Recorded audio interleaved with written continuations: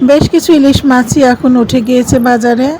মাছ এখন কেবলই ধরা পড়ছে।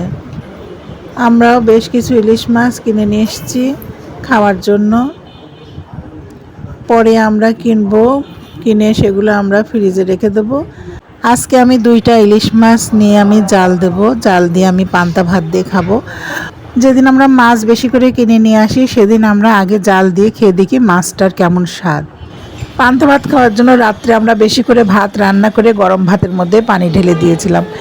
সেই ভাতই এখন আমরা ইলিশ মাছ দিয়ে খাবো। জাল দেওয়া ইলিশ মাছের ঝোল আর টাটকা কাঁচামরিচ দিয়ে এত সুন্দর করে ভাতটা মাখিয়েছি, কি আর বলবো। পেঁয়াজ আর ইলিশ মাছ দিয়ে খেয়েছি। মাছটা খেতে খুবই সুস্বাদু, ভাতটা খেতে খুবই সুস্বাদু হয়েছিল। আমরা প্রতি বছরই এমন করে ভাতটা রান্না করে আমরা ইলিশ মাছ জাল দেওয়া দিয়ে খেয়ে থাকি। অমায়িক স্বাদ, কী যে স্বাদ, কি আর বলবো।